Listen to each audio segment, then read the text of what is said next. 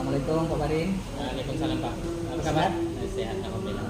Mohon maaf mengganggu waktu Bapak nih. Pada kesempatan kali ini saya sengaja datang ke Bapak. Ini merupakan tugas dari CGP yang Guru Penggerak tentang materi di modul 3.1 ya, tentang dilema etika dan tuntutan moral. Jadi tugasnya itu adalah melakukan wawancara dengan kepala sekolah, tempat saya mengajar, dan kepala sekolah terdekat. Jadi pada kesempatan kali ini saya memilih Pak Farin untuk bisa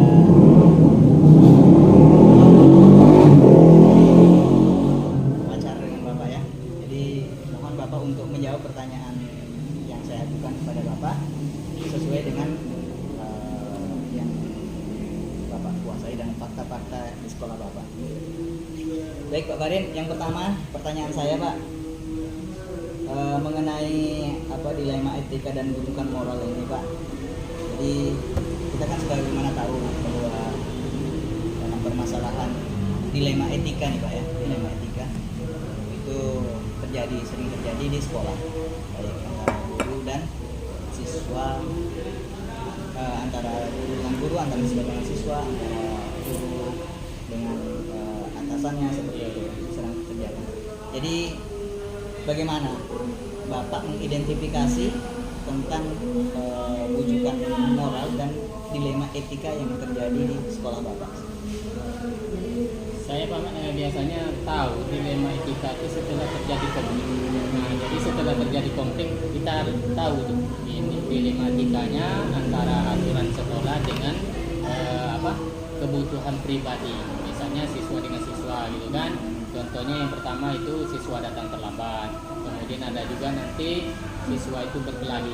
Jadi antar siswa. Jadi aturan sekolah dengan kepentingan pribadi siswa itu akan bertumburan. Nah, disitulah dilemanya. Nah, itu yang saya temui dalam kehidupan sehari-hari di sekolah saya. Berarti memang itu kita muncul ya. Ya, mana yang perlu kita bela ya? Mana kita antara siswa dengan siswa sebenarnya sama-sama ya perlu kita bela kedua-duanya. Jadi pada akhirnya terjadi dilema ya. Terjadi dilema etika. Dilema etika, itulah dilema etika ya. Baik, selanjutnya Bapak mungkin kita langsung saja yang berikutnya, bagaimana Bapak menjalankan pengambilan keputusan di sekolah, terutama untuk kasus di mana ada dua kepentingan yang sama Pak. Benar, kepentingan yang sama ini sama-sama benar dan sama-sama mengandung nilai kebajikan. Ya, sama-sama benar dan mengandung nilai kebajikan. Oh itu. Saya yang pertama itu kalau di sekolah saya kan saya punya tim. Jadi tim itu nanti yang akan saya mengelola kalau ada kasus-kasus seperti itu, misalnya benar sama benar. Jadi yang kedua saya mengajak diskusi.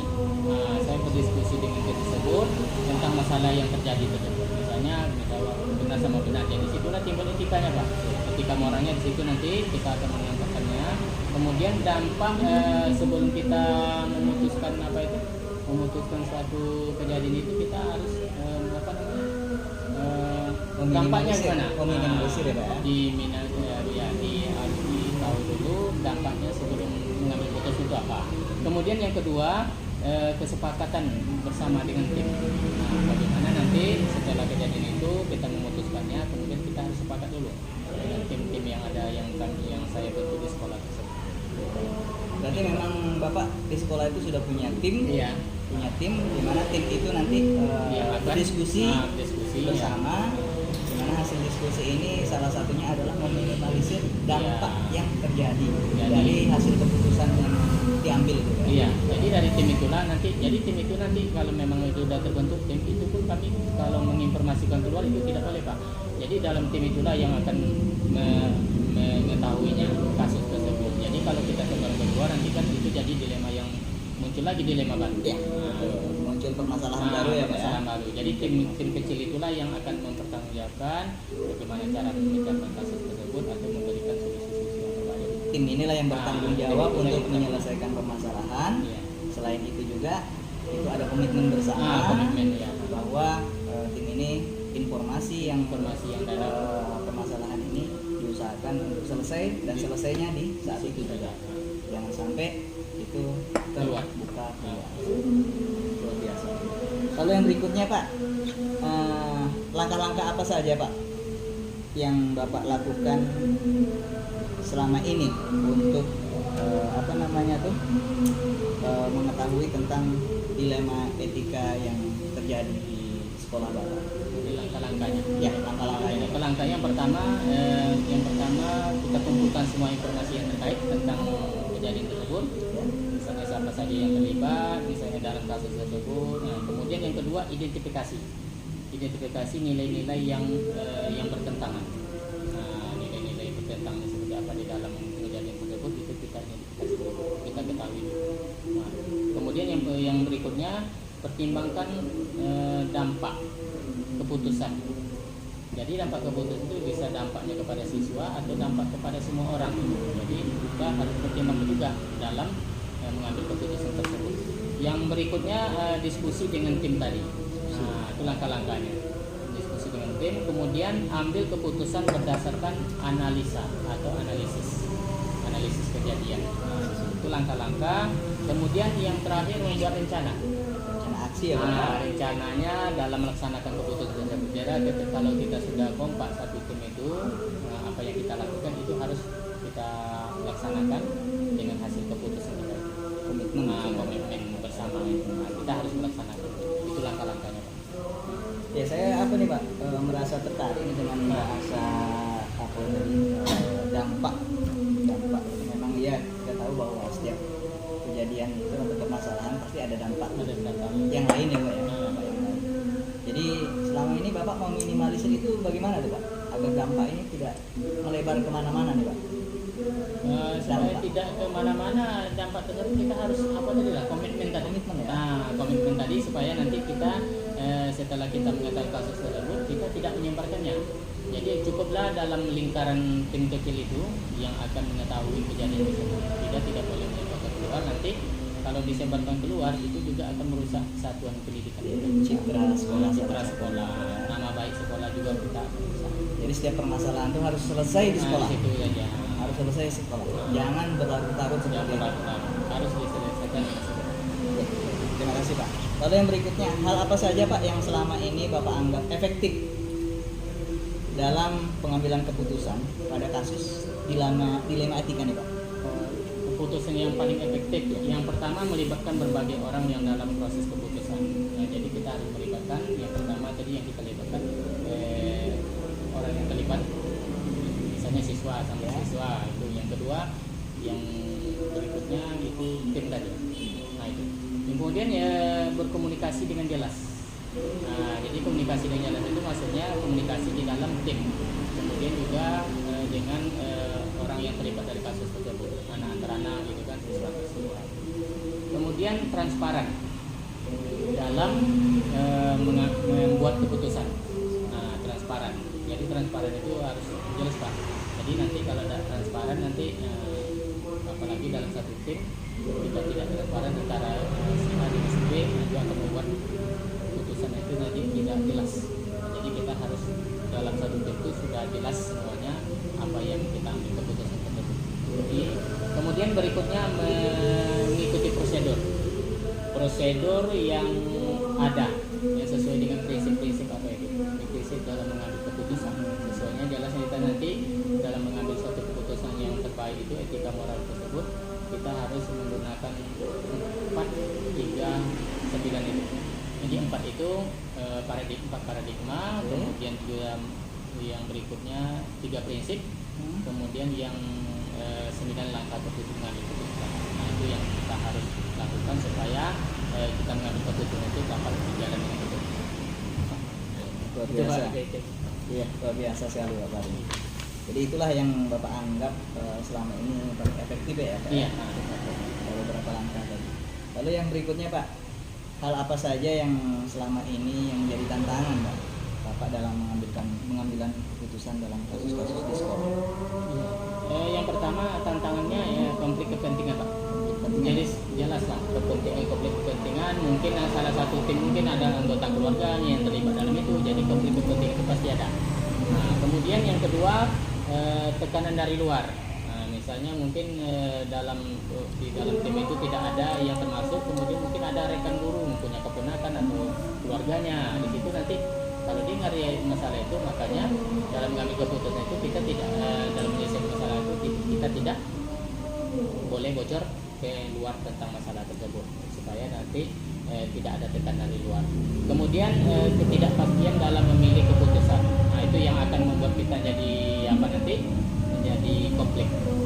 Nah, jadi kalau mengambil keputusan itu harus jelas dan tidak boleh nanti keputusan itu meragukan. Nah, gitu.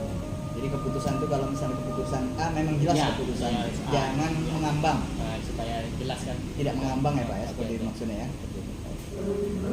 Lalu yang pertanyaan ke-6 nih Pak, apakah Bapak memiliki sebuah tata kelola atau jadwal tertentu dalam sebuah penyelesaian kasus dilema etika ini? Jadi apakah Bapak langsung menyelesaikannya atau memang punya jadwal khusus? Oh, jadwal Ya, tertentu. jadwal tertentu. Jelas di sini saya Pak tidak mempunyai jadwal tertentu. Jadi saya sesuaikan saja penyelesaian satu konflik itu atau kasus tersebut dengan kekinian saja. Misalnya terjadi hari itu, kita harus segera supaya segera menyelesaikan supaya kejadian itu nanti bisa diatasi pada hari itu. Jadi untuk melakukan penyelesaian secepat mungkin itu adalah hal yang efektif rasanya supaya nanti tidak terlalu lama. Berarti kondisional ya Pak ya? Kondisional, sesuai dengan kondisi saja. Kalau ada kasus itu langsung Bapak selesaikan seperti itu. Jadi tidak perlu menunggu berlarut-larut. Karena kejadian tersebut Pak kadang-kadang tidak terduga juga. Dalam sehari-hari itu kadang ada, kadang enggak gitu kan. Nah, makanya tidak bisa kita tentukan jadwal dalam menyelesaikan sebuah konflik. Jadi memang kondisional ya. Kondisional. Lalu yang pertanyaan yang ke-7 nih Pak ya. Apakah ada Pak seseorang ataupun faktor X, faktor tertentu Ya. yang selama ini itu mempermudah Bapak untuk membantu dalam pengambilan keputusan mengenai dilema etika ini? Ada nggak seseorang ataupun fasilitator ataupun faktor X Ya. yang membantu Bapak untuk lebih mempermudah mengambil keputusan? Yang jelasnya tadi yang utama tadi, yang pertama adalah dukung dari tim kecil tadi. Dalam menyelesaikan kasus kan saya punya tim di sekolah supaya nanti keputusan itu dapat jadi bisa dipertanggungjawabkan. Kemudian yang kedua, karena saya juga sebagai kepala sekolah, saya juga minta saran dan masukan dari rekan-rekan kepala sekolah yang lain di satu kecamatan.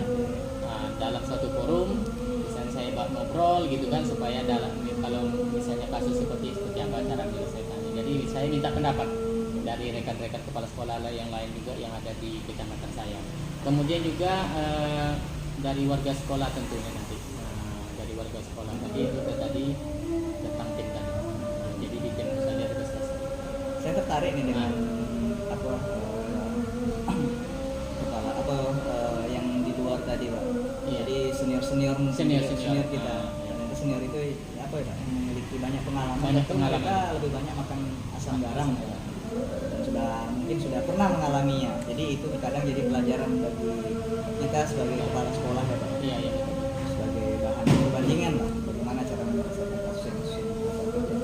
Lalu yang terakhir nih Pak. Iya. Yang terakhir nih Pak, pertanyaan yang terakhir buat Bapak nih. Dari semua hal yang telah Bapak sampaikan tadi, pembelajaran apa yang dapat Bapak ambil dari proses pengambilan keputusan mengenai dilema etika ini Pak? Pelajaran apa yang Bapak dapatkan?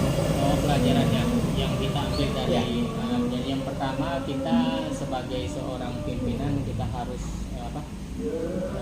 lebih lagi memperkaya diri tentang mengambil keputusan ini. Jelasnya tentang apa tadi, tentang paradigma 3 prinsip dan 9 mengambil keputusan itu. Kemudian juga supaya nanti dalam mengambil keputusan itu kita lebih bagus lagi. Jadi kalau kita sudah memahami dari 4 prinsip tadi yang kita pakai tadi, kita akan dapat mendapatkan hasil keputusan yang bagus kan. Kemudian juga keterbukaan,